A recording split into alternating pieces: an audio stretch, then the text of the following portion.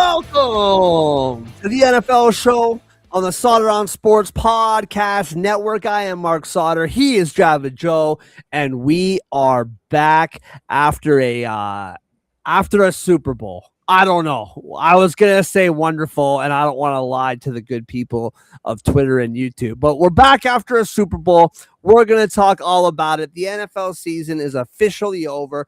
As I've said for weeks now, feels like just yesterday we were starting this thing up and getting ready for the season, and now here we are.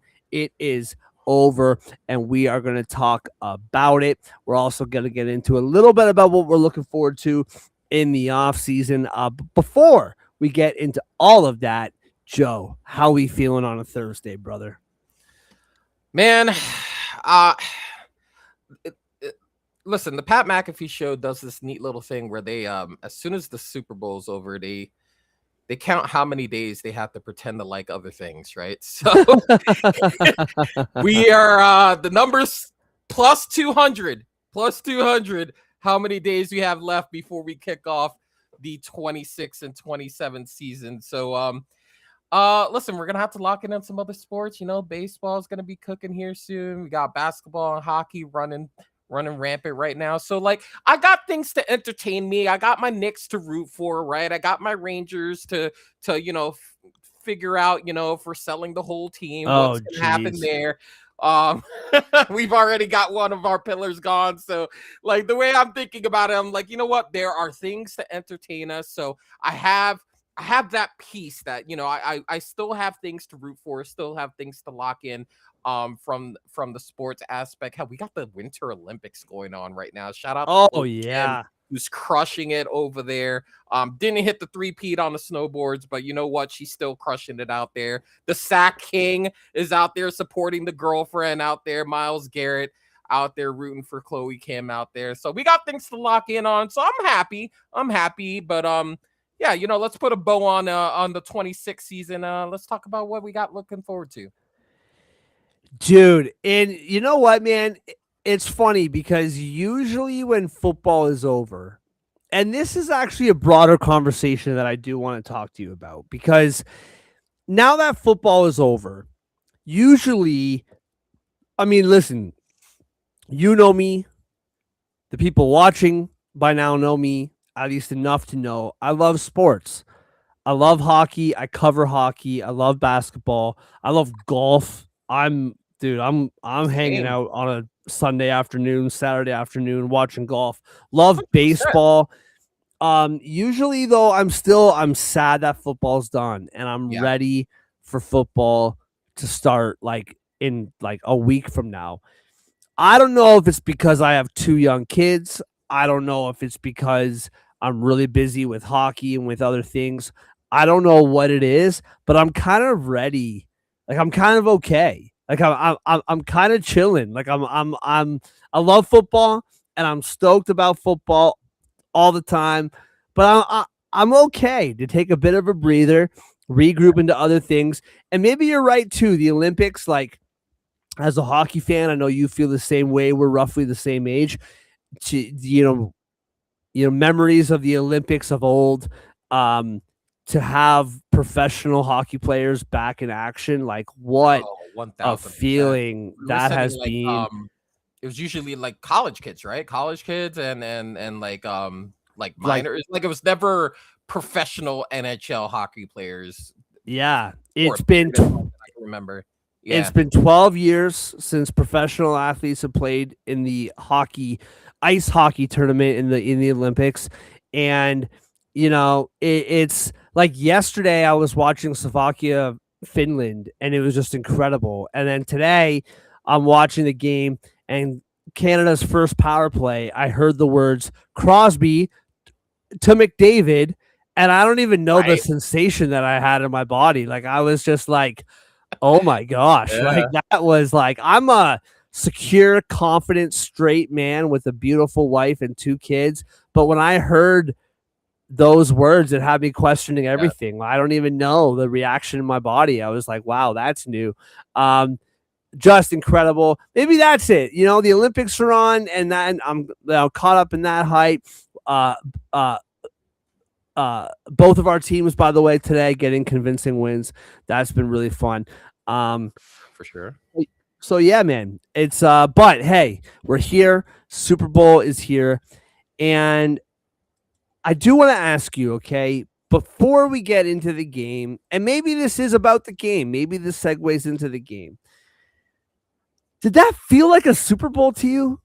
Like, am I the only one that just didn't feel like all week I'm hyped, all week I'm ready, all week I'm preparing, and we're looking at bets and we're listening, digesting all this Super Bowl content. Mm-hmm. I don't know what it was, man. Like my wife said, like, oh, maybe it's because like the Eagles weren't a part of it. And it's like, no, like the Eagles aren't in the Super Bowl every year. Like I'm always Yeah.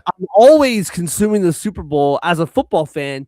And it just, I don't know, man. It just never, once we got to the game, it just never reached that feeling of like everything is on the line. This is the last game of the season. I don't know. And I don't want to start off the show. We already got people watching. I'm not trying to start off the show on a bum note here. But did you like feel that way, or am I by myself here? I think this generally happens. I think, speaking for me personally, I think this generally happens when you kind of have a slow start to the game. When you don't have like that initial special teams play that puts a team in great field position, like when there isn't a fast pace, back and forth scoring barrage, if you will. It was a plotter. It was like when two teams have like running backs that, have 4.9 40s, and that they're just going to run 5 yards here, 3 yards here, and they're just not going to break one. Like it was moving at that kind of snail's pace. And because of the fact that it looked like that Seattle was going to dominate from Jump Street, and Drake May literally had no answers, the run game had no answers, it felt like it was going to be a snooze fest. And when you look at the scoring, it looks like almost all of the scoring got done in the fourth quarter. So I think from that aspect, like if you're a person that loves the Chef Curry in basketball era of basketball, where it's just threes galore, and it's the final score might end up 140 to 136, this probably wasn't your game. This wasn't your jam, if you will. Because it was 3-0 after the first quarter. And shout out to the under on the 6.5 first quarter. That's typically the quarter everybody's feeling them, feeling the other team out, seeing what they're in, seeing what they're running. So it was a dead zone, and you know what? That dead zone just kept going. It was just a Seattle defense dominant first 45 minutes of that game. So I can understand a person who, maybe likes a little bit more excitement, likes to see offenses go toe to toe. They like the Seattle versus LA game where it was like 37-36. If that's more your jam, this game wasn't for you, because it was hard knocks. Defense led the way, and the run game. Yeah, so let's get into it. I have a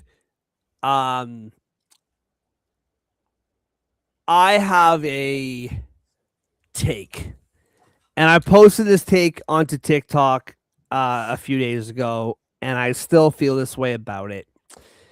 And I'm curious to know what people, if you're watching, throw it in the chat. Let me know what you think about this. Oh, all right, I'm back. Yeah, all right, you're gonna laugh at me, because I know exactly what you're gonna say, and I'll just say it for you. There's a team I'm about to mention, and they're catching strays. Okay, they are. They're gonna catch strays. They had nothing to do with this, and I'm gonna blame them. That game was not entertaining. It had moments of entertainment. As a whole, the game was not entertaining.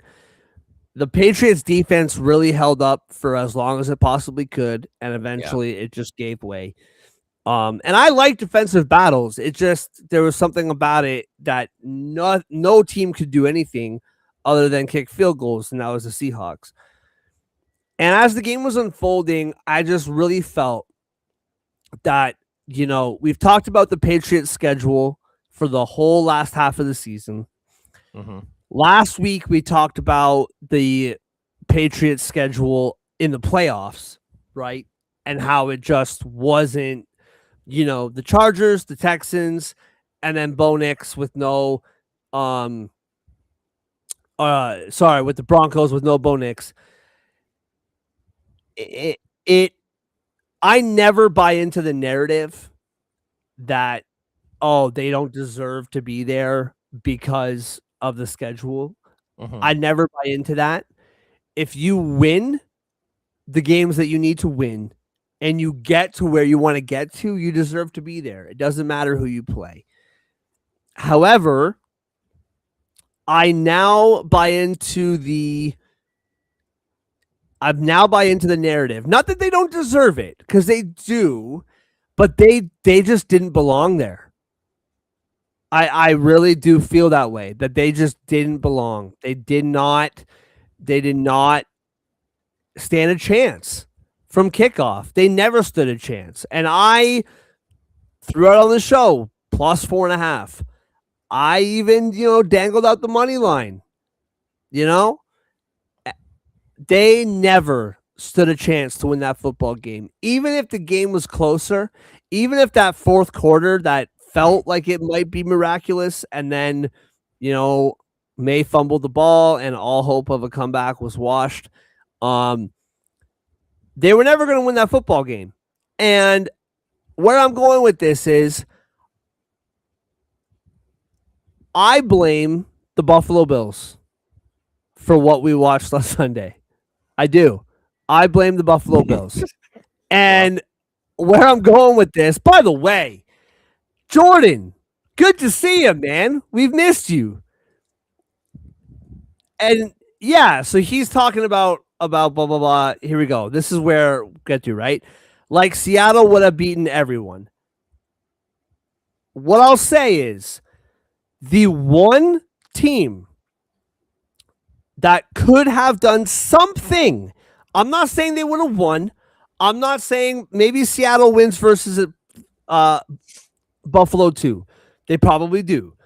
We talked about the Buffalo defense, the issues there, the issues with the Buffalo offense, all that.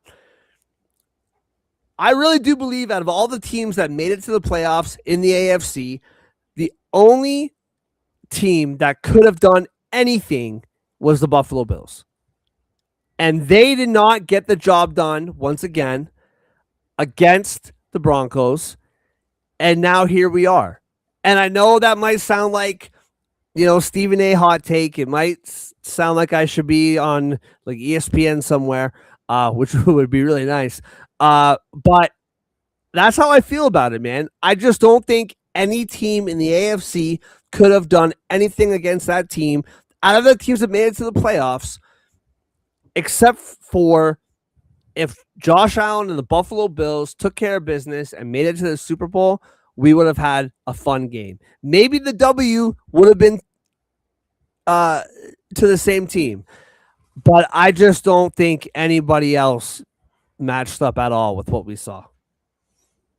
Yeah, you know what? I don't disagree in the sense that I think they had the better quarterback than anyone in the AFC. I think if anyone was going to like if you were to point someone out that had the playoff experience, that had the cachet, that had a legitimate chance of doing something, and I say legitimate chance, I know Rodgers won a Super Bowl and I know he was in the playoffs, but if we're being really real right now,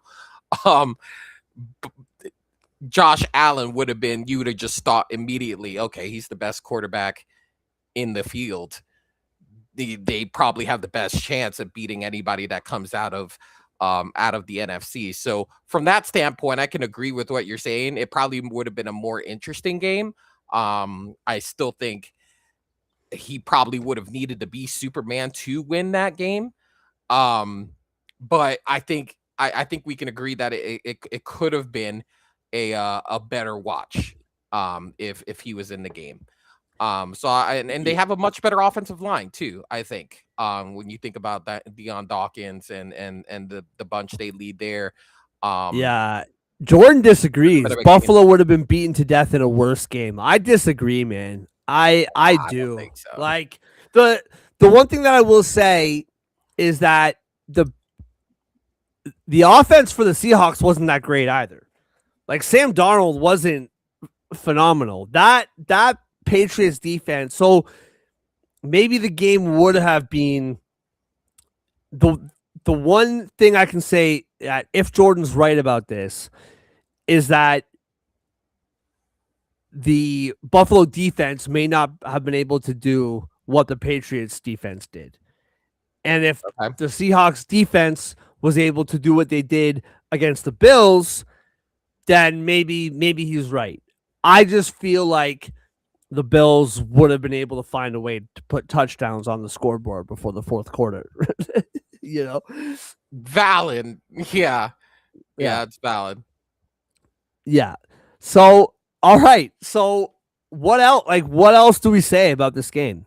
Like I think Kenneth Walker, that was the one thing is that right from the jump, I thought Kenneth Walker looked great. Like Yeah. I thought even when he wasn't getting yards, even when he went maybe not like breaking out the big one, there was just a pep in his step. Kenneth Walker's a really frustrating player for me when it comes to gambling because I just don't know like what I'm going to get from him. You know what I mean? Yeah. And what we saw on Sunday, he was phenomenal from the jump, I thought.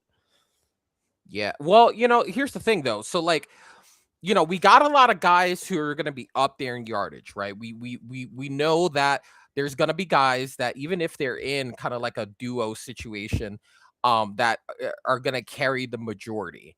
But as you get closer and closer to the end of the season, you want to make sure that both guys are fresh. So one guy that you could say would be frustrating to put money on would be Kenneth Walker, like you said, because he was handcuffed to Charbonnet. But what worked out for them in a bad way is that because Zach was out, you couldn't really give it to anyone else outside of a handful of carries here or there with George, who they brought up. But I mean, it was going to be 9 show with Charbonnet out. But you Mm-hmm. could say the same. I mean, you could say the same thing about Kyron Williams towards the end of the season because they were starting to give Corum a bunch of carries, and it was more of a 60-40 split by the end of the season with those two. So this is just going to happen because they don't want one guy to be getting like 300 or 350 carries. They want their guys to be as fresh as possible, which is why some of the leaders may have the yardage, but they're also going to have the efficiency because they're going to have a high yards per carry because they are more than likely splitting carries. um Take Carolina, for instance, another team who had a two-back system, and if Hubbard had been more healthy during the season, it might have been an even closer even split between the two of them because at one point during the season, Hubbard and Dowdle were both in the top 5 in rushing in the season. Like Yeah. of all the running backs. So you're just seeing more and more teams making sure that they do have a really solid RB2 to kind of take the load away from their primary backs. But we're always going to get a guy that's going to have like 15 to 20 touches, and if he's a decent back, he might be at 5 yards per carry and still doing it. So to your point, yeah, I mean, Kenneth Walker is running for 2 people that day, and if you listen to every interview that he's had since Charbonnet got hurt and since the Super Bowl, he was playing for his dude because he couldn't be out there. Yeah. No, you're 100% right. And despite what I said about Sam Darnold, he about him just not really having the best game, he did what he had to do, man. He played mistake-free football for the most part, and he got the job done. And I think that's a part of the story. That's a part of the story that I'm not appreciating enough is this comeback story for Sam Darnold. Like it is a really cool, really special story that you think of it in terms like take away the money, take away the fame. Like, of course, everybody would rather be in his shoes or whatever, but you just relate that story like all the hype that came with him, all the pressure that came with him going to a franchise like the Jets and then kind of being bounced around. Like the fact that based on one season of success, a team like the Seahawks took a chance on him. One season with success. That's all he's had before this year. That's all he's had is one season. And the fact that they took a chance on him and he came through. And we talked about this last week that I thought it was unfair. Not, yeah, unfair that, you know, he was 14-3 last season. And because he lost that last game and then lost in the playoffs, it's like, oh, well, Sam Darnold can't win the big game. It's like this guy just won 1,000 more games in one season than he has in his whole career. Like, what are we talking about? He can't win the big game. He just delivered a 14-3 season for the first time ever. He's never been in a big game. When has he been in a big game before, like last season? Never. Yeah. In my humble opinion, I'm probably forgetting a game or two or whatever, but there hasn't been that many. And so all of a sudden he can't win the big game. It's like, dude, this guy just put a 14-3 season after being a bust for his entire career. And now he's a Super Bowl champion. And I just think it's a storyline that I'm not appreciating enough. The fact that he did this. Despite what he did on Sunday, let's not forget that they would not have been in the Super Bowl if it wasn't for Sam Darnold against the Rams. That defense did not come through that day. He did. And I know that they have JSN, and I know that blah, blah, blah. I get it. But he had the game of his life to put that team in a position to win the Super Bowl. And so it's an awesome story. I love it. I can't get enough of it. I also can't wait for all the pundits out there who are talking about how great this season was, like myself, talking about the great storyline. But can we do it again? Do we trust Sam Darnold now to do it again? And I actually don't know the answer to that. I'm like making fun of it, but I also kind of buy into it. And I can't wait till that happens in a couple months from now. When everyone gets bored and starts talking about whatever. But I just can't get enough of that storyline, man. I'm so happy for him, and for everything he's been through. Mike McDonald, just a wonderful. Like there are really great storylines attached to this win, but the game for me lacked the hype. The game for me lacked entertainment. It lacked any sort of apex. It really was not a good football game. And yet there are still beautiful storylines attached to it for the winning side. Yeah, no, listen, I absolutely agree with that. I think it was a great story for Sam, like, heading into the game.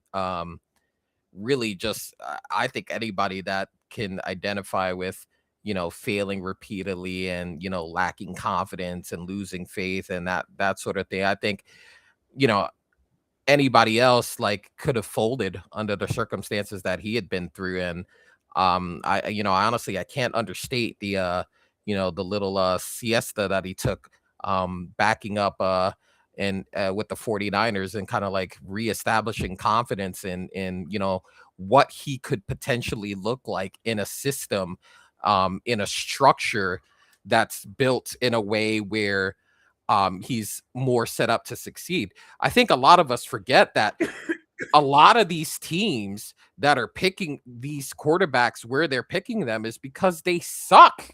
we're forgetting is like they're the worst team in the league. That's why they're I know. picking there. And I so know. people forget Yeah. that as great as these guys are, they're being picked by teams and possibly buildings that are completely devoid of structure. And where did he go? The Jets, who I have know. far and away for the past quarter century, longer than that, but for at least the last quarter century since Woody's owned the team, has been a train wreck. Yeah. So like I think it does them a disservice when the expectation is, oh, okay, they're top 3 pick in the draft, they should be Peyton Manning right out of the gate. And listen, even, and I quote Peyton Manning, and Peyton Manning led the league. He still has the record for most interceptions as a rookie. So that just goes to show you that, you know, the expectation is it's a, you have to win right away in this league. It's how many owners are paying fired coaches? How many coaches is Mark Davis paying right now? I think 4. I think he's paying 4 head coaches right now. I think he's still playing Josh McDaniels, whatever the offset is with his OC contract. I think he's still paying Antonio Pierce. He's still paying Pete Carroll, obviously, because fired after 1 year, and now he's going to be paying Clint Kubiak. So the league is just, you have to win now league. And that's why, you know, a lot of these guys like a Sam Darnold who doesn't win right away get written off after a couple of different stops because, oh, he got drafted by the Jets and he just had the bad fortune of being drafted by the Jets. And you know who's super, super excited that that the Jets maybe won too many games? Fernando Mendoza. But the problem is the Raiders are just as much a train wreck as the Jets. So, Yeah. I mean, did he really? I really like the Kubiak hiring, though. I really like it. And we'll talk about that, I don't know, today, but we'll talk about it in the future for sure. For sure. No, you're absolutely right, man. I'm right there with you. And, you know, I think that's one of the reasons why. And I've talked about this before on this show, and I've talked about it before in the terms of coaches in other leagues. Like hockey for me is a big conversation, where hockey was kind of the beginning of 2 seasons and you're fired. And now you're kind of seeing it in other sports now as well when it comes to coaching. I love that Bryce Young is still playing for the Panthers. I love it. If I know this isn't a fair comparison, it's not a comparison really at all. But if he was a coach in the NHL, he would have been fired 2 years ago. And I love that he's still been given a chance, and I love it. He deserves another season. Like what he did this year, Bryce Young deserves another season. I love it. You got to give these kids, you know, Tom Brady was on Spittin' Chicklets, and a terrific hockey podcast. They were really good and really popular, and then now they're a part of the Barstool Sports Network. They've been there for a couple of years now. But those guys, terrific work. And Tom Brady was on the show, and he laid it out amazingly that he was in college for a full 4 years, or was it 5? No, 4. He was in college for 4 years. Then he sat behind a professional, like a really professional quarterback. And then he was given his opportunity. And most of these kids are in there for 3 years and then they're starting in the NFL. There's no grooming. There's no, like what we saw with Jordan Love. Like that's rare now to be behind like the guy for 4 seasons before giving the reins. Like we don't see that anymore at all. And, you know, I've said my gripes with Jordan Love. I've said what I think about Jordan Love, but he is a starting quarterback in the NFL. a Yeah. very good one. And a lot of it is because of the fact that he had to play football for 7 years before getting a chance to start in the NFL. And we just don't see that anymore. And I just love this for Sam Darnold, man. And listen, does that mean he's arrived? Does that mean he's now the guy for the rest of his career? I don't know. But what I do know is he's going to be starting for the Seattle Seahawks next season. And there's no question, there's no, you know, fighting for a job, none of that. He's a Super Bowl champion and he deserves it. And I love it. All right. I want to talk about about next season just for a minute when it comes to these two teams. And then I want to talk about Bad Bunny because everybody is, and apparently you have to have an opinion about it. And then I want to talk about a quick little look ahead to next season, and we'll wrap up the show. There's not 6 games to break down. We'll wrap this up nice and tight in a bow. First of all, the Patriots. Terrific season. Really happy for them. Really happy for Drake May. Runner up for the MVP. Amazing season by him. Again, we can, goof on the schedule, goof on who they played in the playoffs, whatever. The fact of the matter is they had 4 wins last season. Yeah. Valid. I don't care how tough your schedule is. When you win 4 times and almost double it the next year, that's a good season. Or did they? What was their record this season? 13-4? 12-5? What was their record this season? Why did I not remember this? It was okay. So what am I saying? They way more than doubled, not way more, but they doubled +2, plus. No, they. My brain is in another universe right now. They tripled. They what? They tripled. Yeah. Thank you very much. Wow, my head right now. They more than tripled their win total. I don't care how easy your schedule is, man. That's really impressive. Now the question lies. And one of the big reasons why I liked them in this game to at least cover the points was I really like this coaching staff a lot. I really do. I think this is a coaching staff that is built to be a long-term coaching staff. I think Josh McDaniels has settled into the fact that he's an OC. That's what he is, and that's fine. There's no shame in that. There are incredible coaches in this league that are just coordinators, and they're fine with being that, right? Like Spagnuolo being the most prominent in my mind is like 100%. He's fine. Vic Fangio, if I remember correctly, he was only the head coach because the head coach was fired mid-season. That was why he became a head coach. I don't think he ever got hired as a head coach, did he? If I remember correctly, he became one because the head coach was fired. I think. I could be wrong about that. But I don't think Vic Fangio has ever actually been hired as a head coach before. He was head coach of the Broncos from the 19 season to 2021. Oh, he was? Yeah. Oh, okay. So minus that. I believe it was after, I want to say, John Fox. I don't know. It was after Vance Joseph. Okay. So because I knew he was a head coach. I just thought he took over for somebody. I didn't think he was hired as the head coach. But regardless, I think that's what Josh is. He's a coordinator, and I think he knows that. And Vrabel, listen, man, it was a terrific hire. Obviously, that goes without being said. I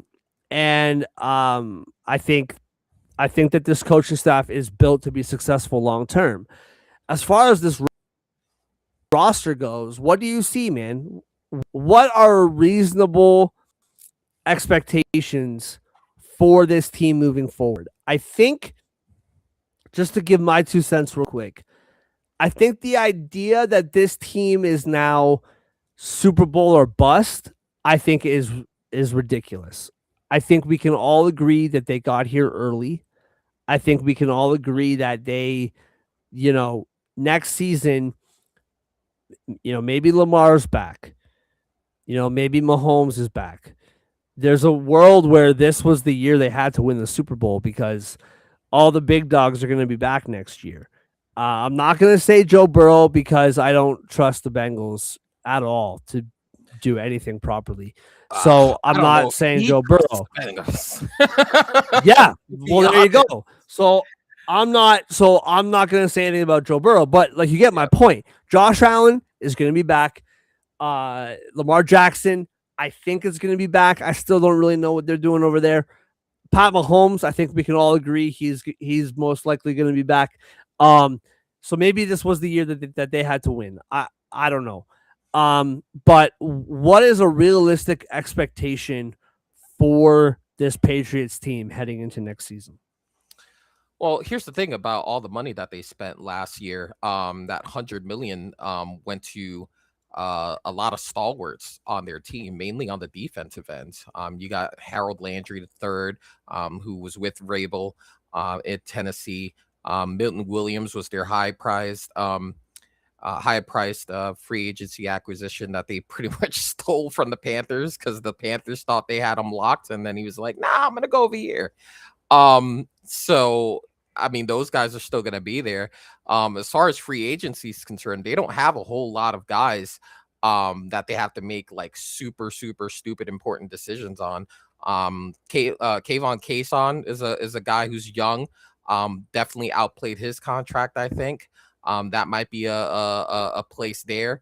Jalen Hawkins, who's a starter on this team at the strong safety position. He's also up for free agency. So those are guys that they might want to look into, making sure they're back in the fold. But that defense is largely intact and ready to go. I don't think it'll be out of the realm of, possibility that they're again competing for the AFC East with the Buffalo Bills. I think offensively, they're definitely going to want to take a step forward, especially on the left side of that offensive line. Vrabel has reiterated support in their rookie left tackle, that he's going to remain the left tackle moving forward. In Will Campbell, I think he was playing hurt. I think playing hurt and then also being a rookie, big stage. I think he'll learn from this experience. Same thing with Jared Wilson next to him at the left guard position. I think another year under their belt, another off season, another training camp with Josh McDaniels and getting that offense together, I think is going to reap benefits for them. So it wouldn't be out of the realm of the possibility they're competing again with the Buffalo Bills for the AFC East title for sure. Yeah, I think I would agree with that. I'm sure their schedule will be much harder next season. Actually, I know it will, just based on how the schedule Right. works. Uh, what about the Seahawks? I think Kubiak leaving is very interesting. I think, listen, this defense was really, really good. And I don't think you drop so far from that in the next season, right? Mhm. I think, I as much as I just, wax poetic about Sam Darnold, I do think that's it's a legitimate thing. Sam Darnold has to do it again. And he certainly has the pieces to do so. Um and I trust that he probably will do so. But it feels like to me, and this is not a one for one like uh comparison, okay? Everybody hear what I'm saying.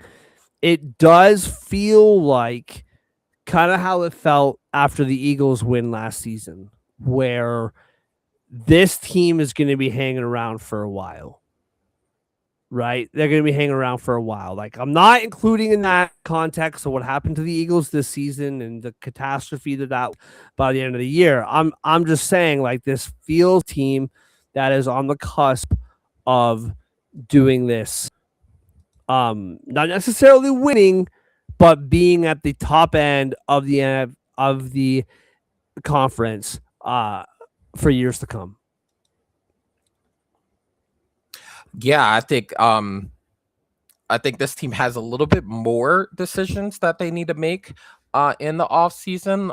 I think a guy like Reek Woolen, um, you know, being the third corner, I mean, he was not too long ago, he was their interceptions leader. And he was playing more of a third corner position. So that's going to be very interesting because he's going to be a free agent. Um, when the new league year starts. And I love Witherspoon. I think Witherspoon was great for them. And I loved Josh Jobe on the other side.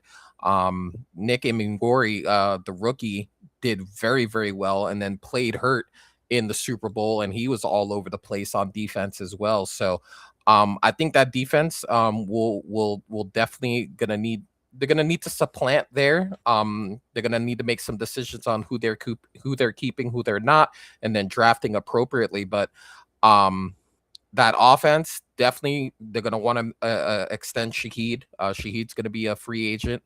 And I think when the trade was made, he was very open to signing a new contract with them. So that's something to look forward to. And then just make sure you're keeping this team as intact as possible. Sign the people that you need to sign. Kenneth Walker's also free agent. You're definitely going to want to lock him up. He's definitely earned a pay raise. Now, if you feel strongly about your drafting, if John Schneider's feeling really good about the running back core in this year's draft, maybe he makes a move there. But I would try to keep this team as intact as possible. I mean, that's the Super Bowl MVP that's out there now on the free agent market. That's definitely going to be important. But I definitely see them again competing in that NFC West, which is all of a sudden, well, not all of a sudden, but has been for several years now very, very competitive outside of Arizona, obviously. But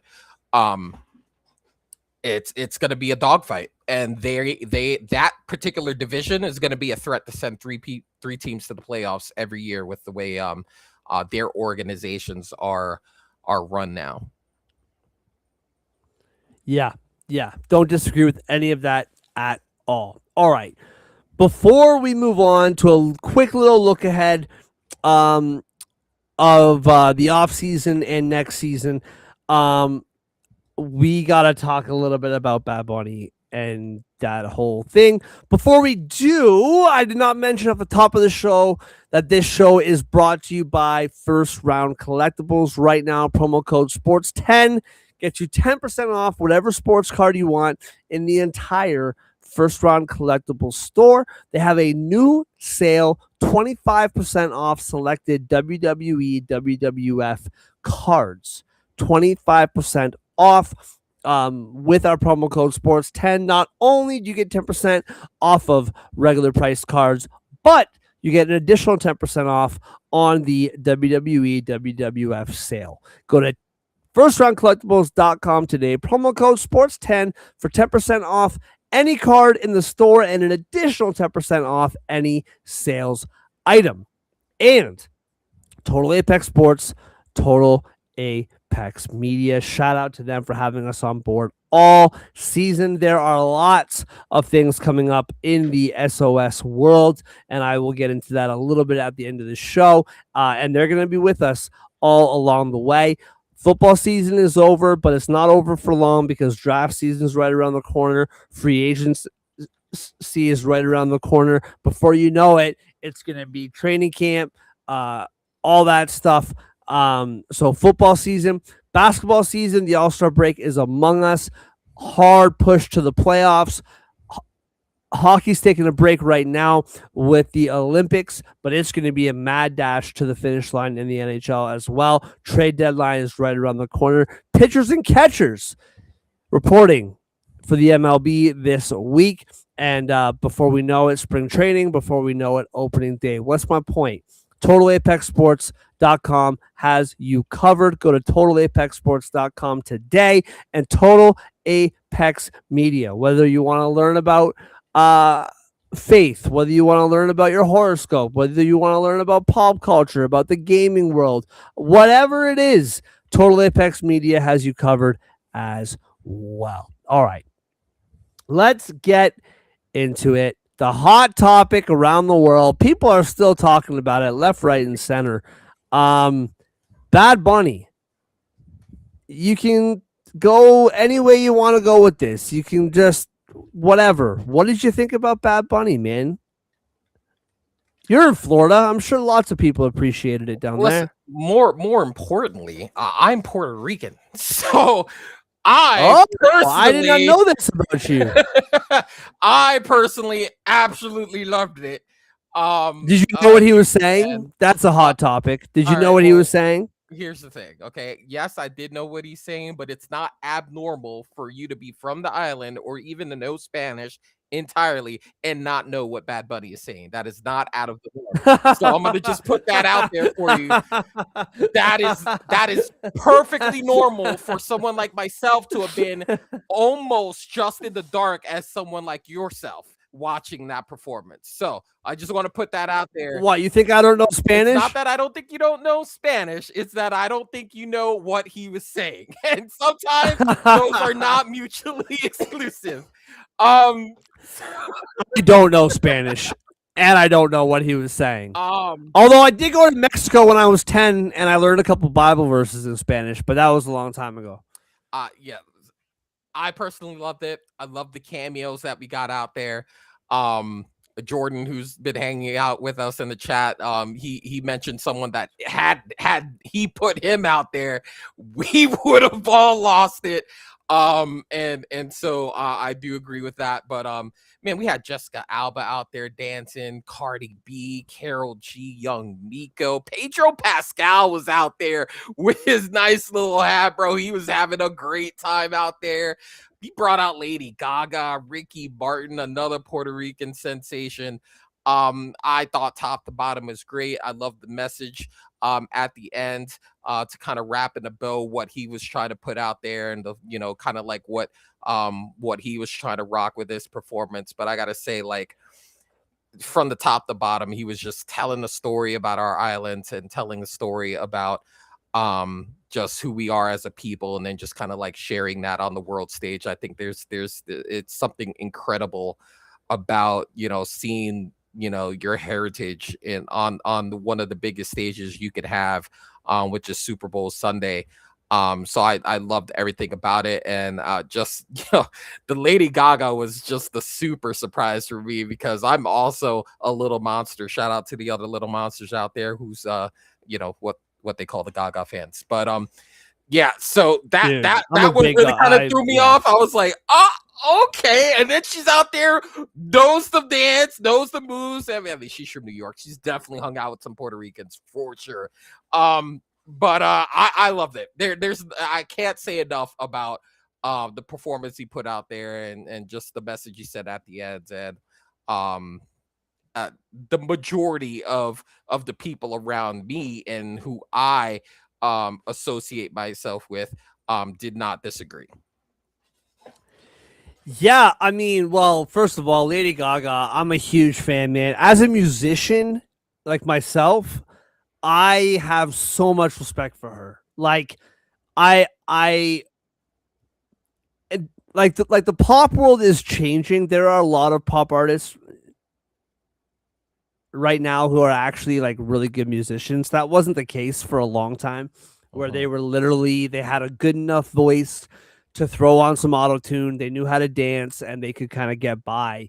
Like nowadays, there's a lots of really good pop artists who are really good musicians. Sabrina Carpenter is a very underrated musician. She's terrific, really good guitar player. Obviously, Taylor Swift, really good musician. Like there's some really good musicians out there. Lady Gaga is like classically trained. Like she's just an incredible musician. A lot of, and I have a lot of too, right? Like the stuff she did with Tony Bennett, the stuff yeah, she oh started yeah, out with, like and then this just adds another thing on her. oh yeah, dude. I have a lot of time for her. Very, very good at what she does. And things that she doesn't do, like you said, Tommy Bennett and all this stuff. Okay, so this is where I'm at with this whole thing. Okay, Mhm. when this was first announced, that Bad Bunny, I was taken back. I I know who Bad Bunny is. I know he's one of the biggest artists in the world right now. I'm in touch with music enough. I have a history of music. I have a connection to the music world. I'm in the know enough Right. to know how, like, big he is, how important he is to the music world. I'm not taken back because of his status. I was just taken back because it's like, I also know, despite how big he is, a lot of people I've never listened to his music, including myself. And so I was kind of like, oh, like, okay, didn't see that coming. Um, I am not with a vast majority of white America that was like, I didn't understand what he was saying. I'm not like them, okay? Don't relate me. However, I think it's kind of like, I want to know what the guy's saying. Like, I think it's like, it's, I Yeah. don't think that's a like racist thing to say, that like I kind of want to like understand the lyrics. Like, it's kind of, I listen to music and I want to know what the person is saying. I don't think that's a, you know, deep South white guy thing to say. Like, I think that's okay to like want to know what the artist is saying. Um, it's not my vibe. It's not my jam. I've never listened to Bad Bunny in my life. Um, since the Super Bowl, I've seen all of these people sing that VIP song in English, and now I can't get it out of my head. Like, my auntie asked me, like, now it's in my head nonstop since the Yeah. Super Bowl. Yeah. Um, like, and what's funny about that is the English version is stuck in my head because that's just the way I am, I guess. Um, but I'll say this. So I was watching the Super Bowl in two different locations for each half. So between the first half and the second half, I was in my car and I put the game on the radio.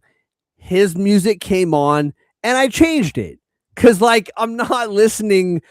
I, essentially, I'm not listening to a Bad Bunny album while I'm driving my car. You know what I mean? Like, that kind of a halftime show is, for someone like me, is not for listening.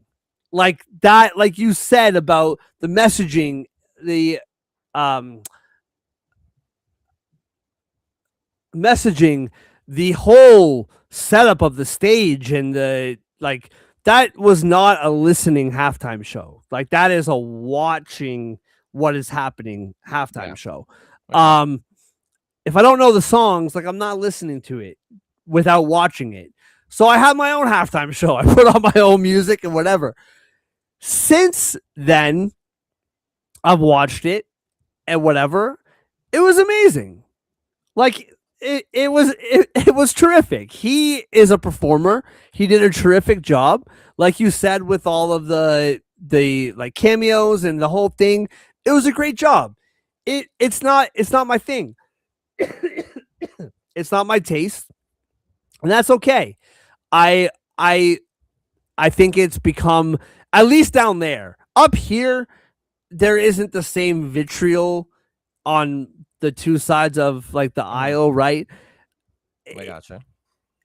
For me to say, like, it's not my thing, I didn't like it or whatever, that means something different down in the States. Like, here, it's just like, it's not my music. I don't really like that kind of music.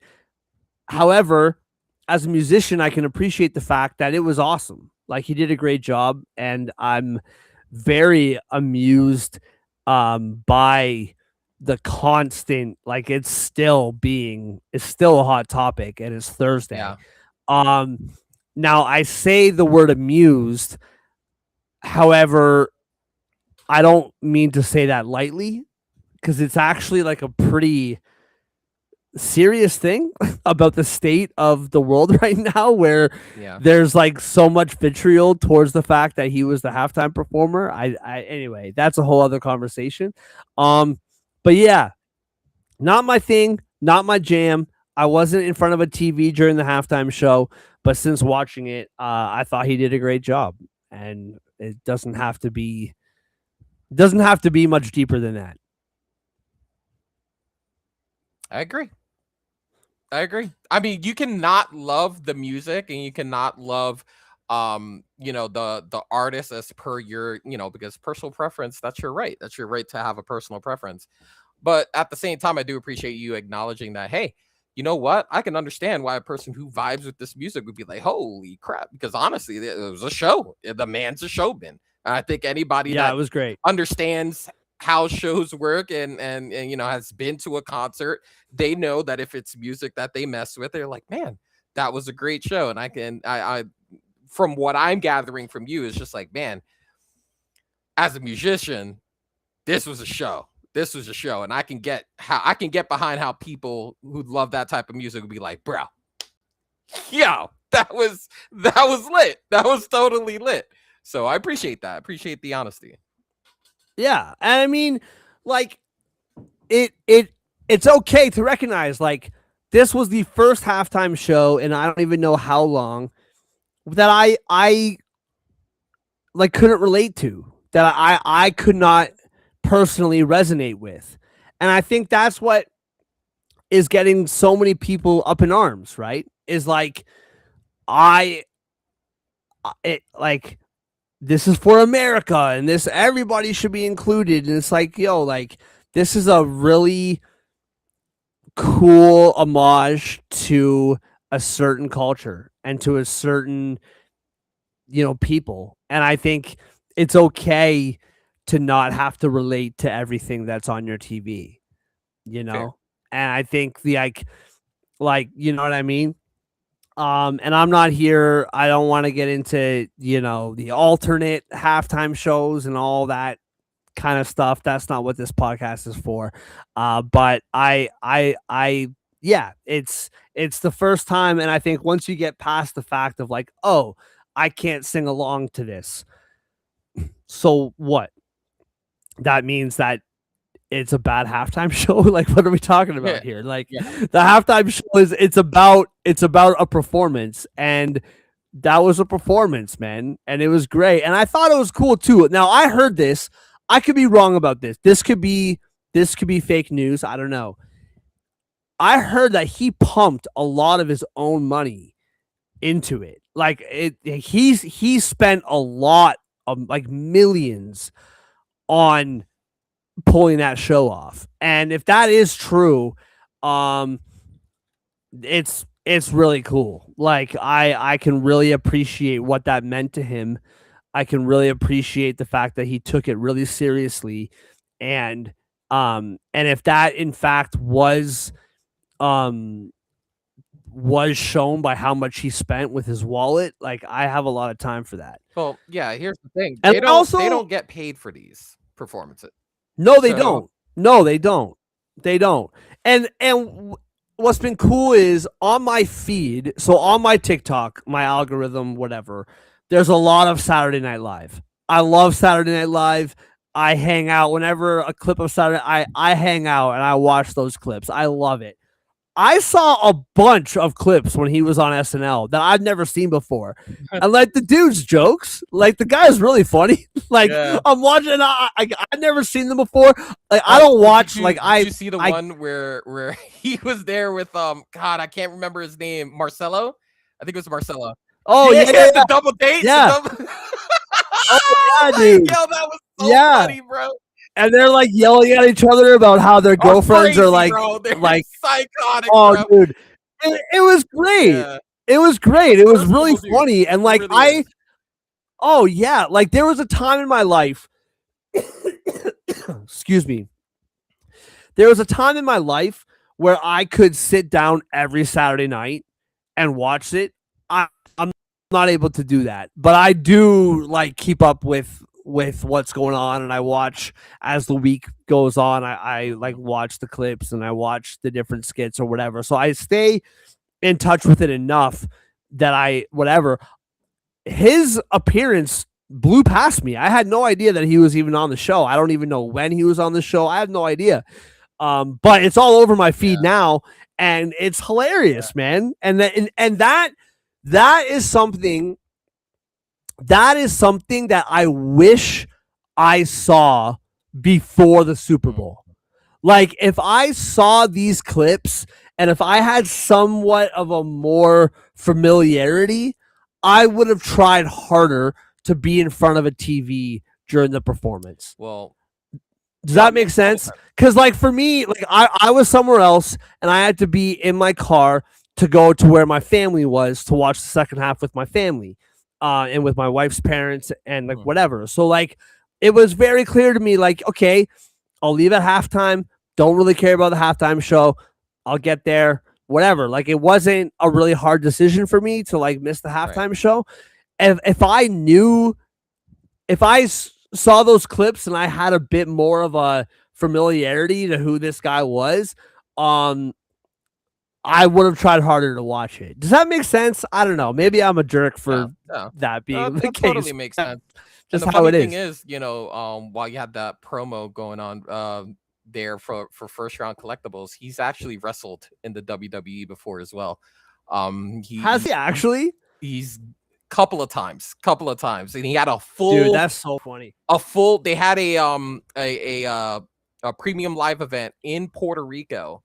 I want to say 2 years ago, called Backlash, and he faced one of the Hispanic superstars, Damian Priest, who's also a Yankees fan. Shout out to DP. But he had a full-blown, like, actual 20-30 minute Puerto Rican street fight with this dude.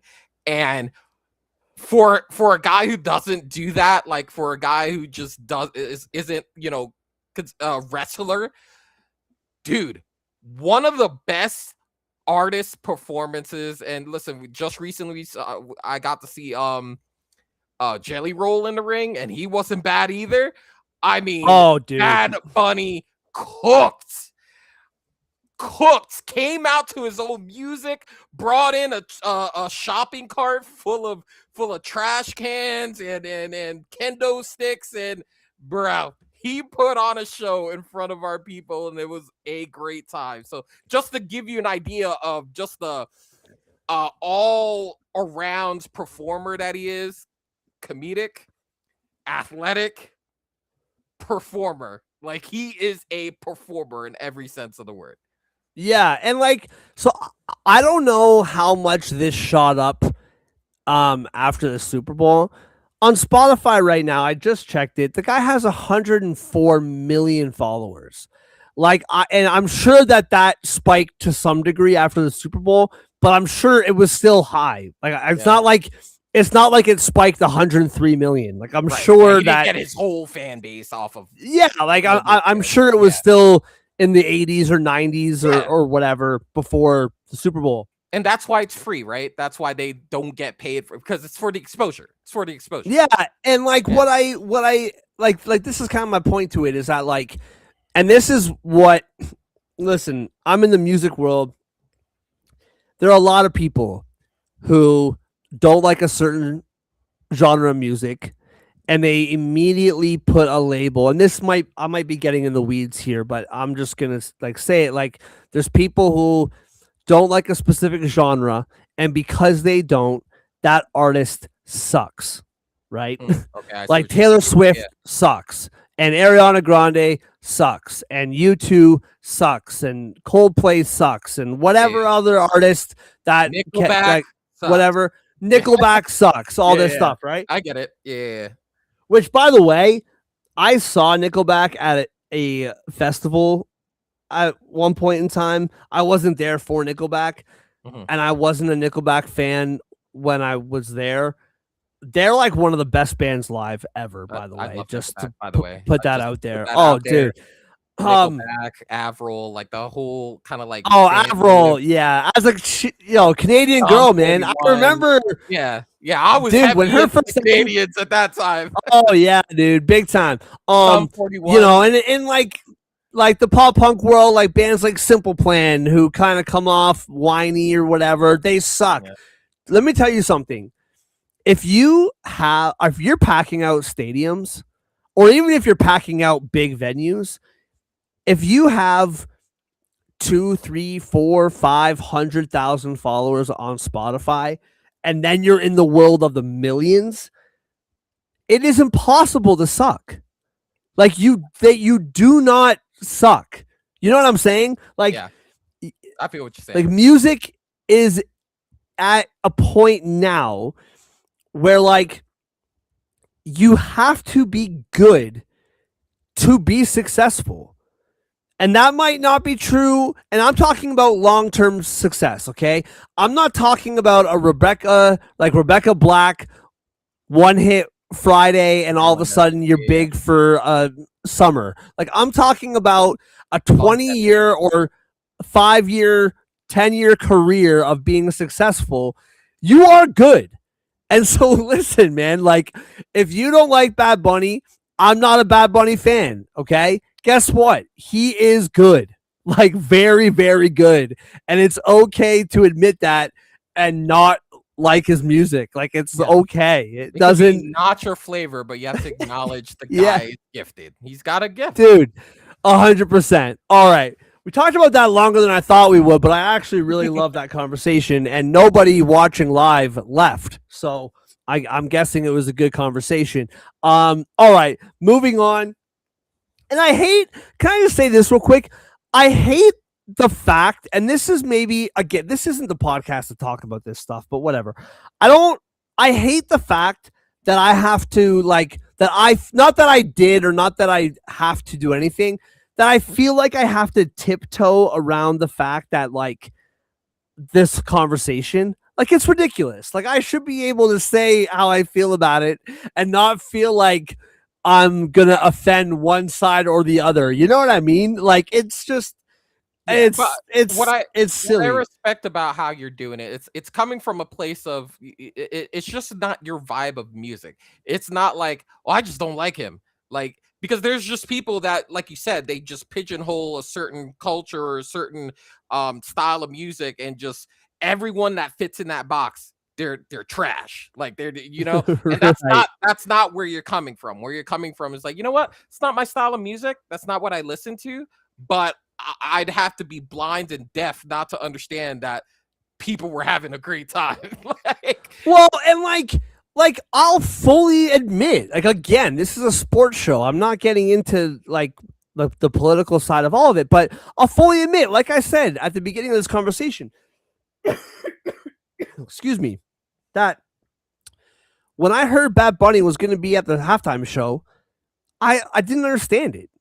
Like I was like he doesn't have songs in like English.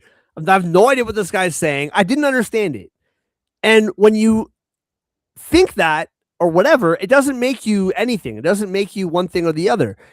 But then when it happens, to stay strong to your opinion and to your like position, you're just not being rational. Like it was a great performance and he did a very good job and it was a lot of fun. And like it's okay to think one thing and then have your mind changed later. You know what I mean? Like it's okay. Um and I do find the irony of the fact that that song is stuck in my head, but it's the English English version. version, yeah. There's some sort of joke, racist joke in there somewhere about whatever. Like it's kind of funny. But not race, like I don't know, prejudice or whatever. But now I'm like walking around holding my daughter, like my auntie asked why I have so many. Like it's just Yeah. it's in my head now. But the English version. So whatever that is, it's ironic and funny to me. All right, let's move on and talk about football. Um, as we head into the off season, we are going to do a show once a month. We'll probably do it the same week every month until the preseason when we do our previews. We'll kind of let everybody know kind of what our schedule looks like moving forward. So let's not get too deep into the weeds, but give me a couple, 2, 3 of your top storylines that you are looking at as we head into the 2026 offseason. Well, yeah. I mean, listen, it's gonna be combine season in the next couple of weeks, so that's gonna be very important to see the next crop of players that are going to be entering the league. And a lot of what this part of the off season is about is like, hey, listen, there's going to be some guys that are going to want some money. There's going to be some guys who have um overplayed their contracts, and a lot of personnel decisions are going to need to be made in the next month or so. Like as far as that's well, as far as when the draft comes, which is usually, I think it's, was it June, something like that? Or no, April. Is it April? I feel like it's like April. Um, Yeah, April. it's like April. So there's gonna be a lot of guys that, hey, are gonna want some more money, and they're gonna, franchise is gonna have to weigh that. It's like, hey, do we want to break the bank for this guy, or do we want to check out these four guys that are going to be within our draft range and save ourselves some money? You can't keep everyone. You just can't, as much as you want to. That's why every season, when you lose the last game of the season, it's not just depressing because you lost the last game of the season. It's depressing because you know that the 55 guys that are inside that room are not all going to be there the next time you hit that room. And that's just the reality of sport. You can't pay everyone. So I'm going to be keeping my eye out on that. Free agency, there's going to be a lot of things like, George Pickens being up for contract.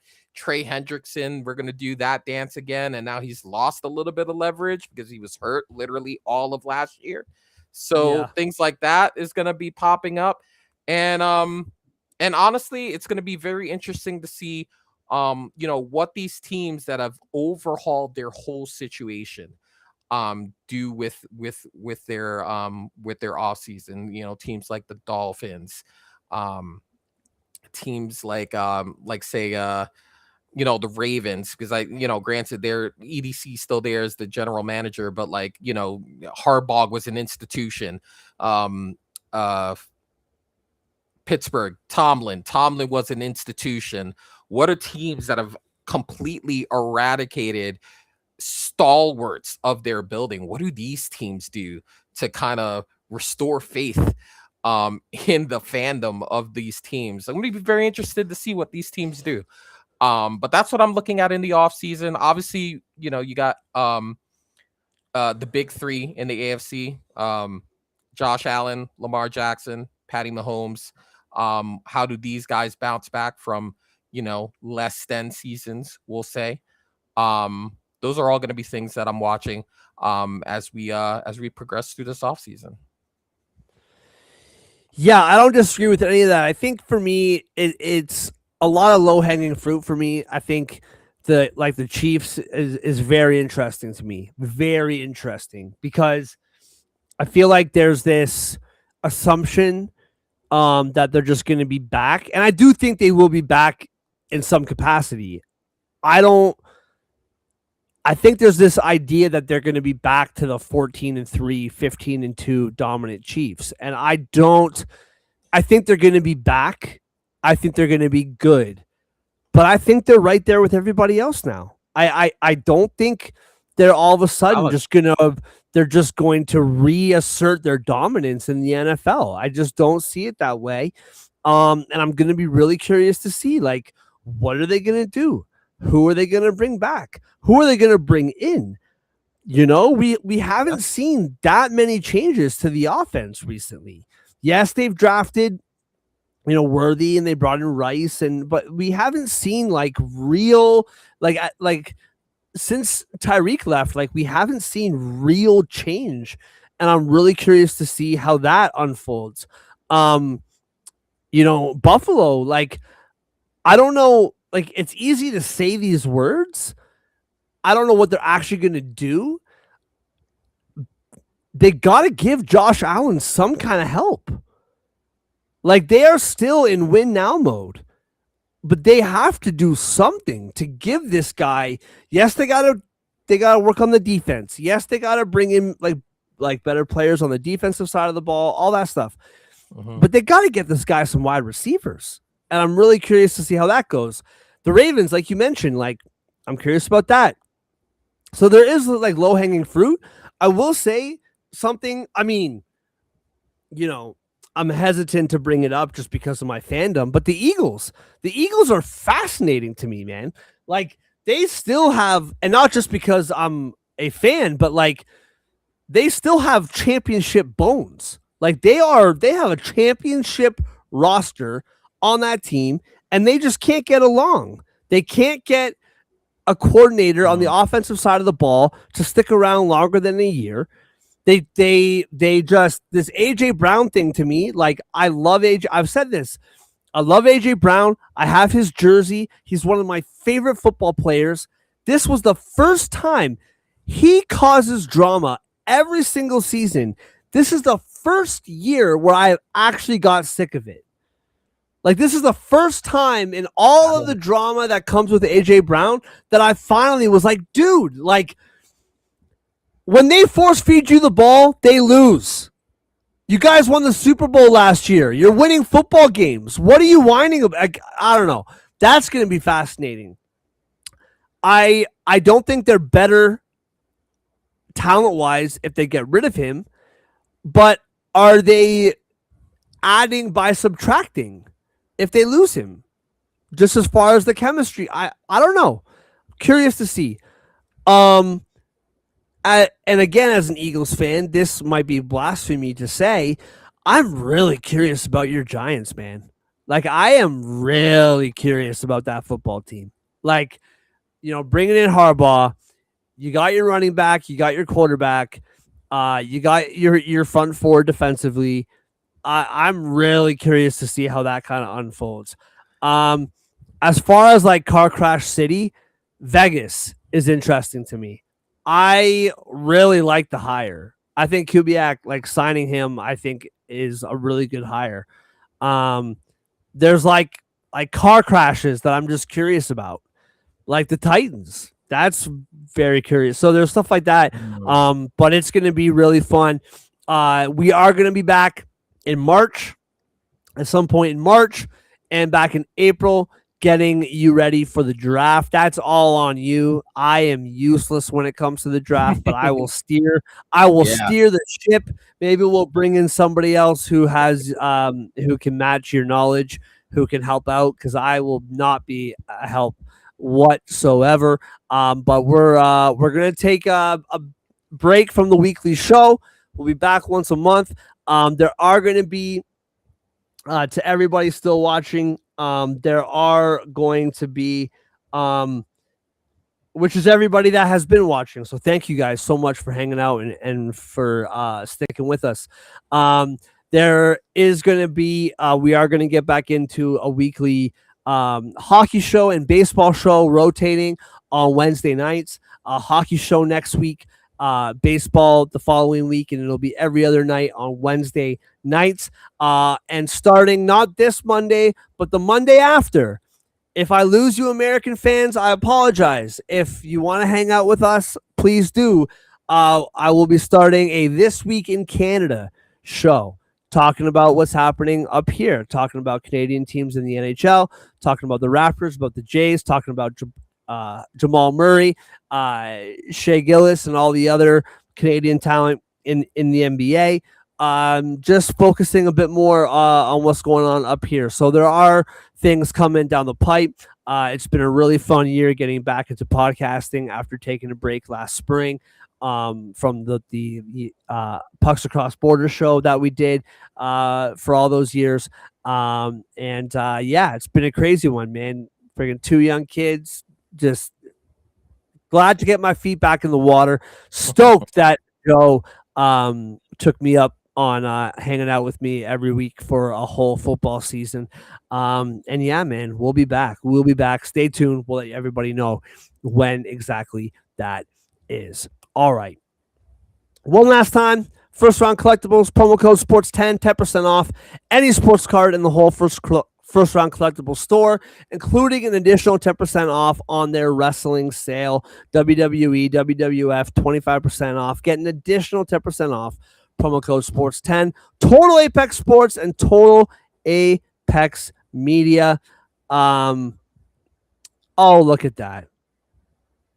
my amazing wife, who finally put a picture of herself. Hey, Finally put up. I've been chirping her for. She's had Twitter just like hanging in the shadows with the egghead, like the egghead, stupid avatar. You gotta put a face to the name. But yeah. So everybody, thank you so much. Really, I'll just say it. I'll just tell it like it is. She's giving me the fire emoji, but really what she's saying is that Sushi has been here for an hour. The kids need to go to bed, so you need to get your butt off of the show. That's what that valid. fire. Valid. That's what that fire really means. But once again, thank you to everybody for hanging out with us, whether it's here, whether it's on Total Apex. We appreciate you. Please join me for the NHL show next week. This week in Canada, baseball coming up, football in March. We will see you next time.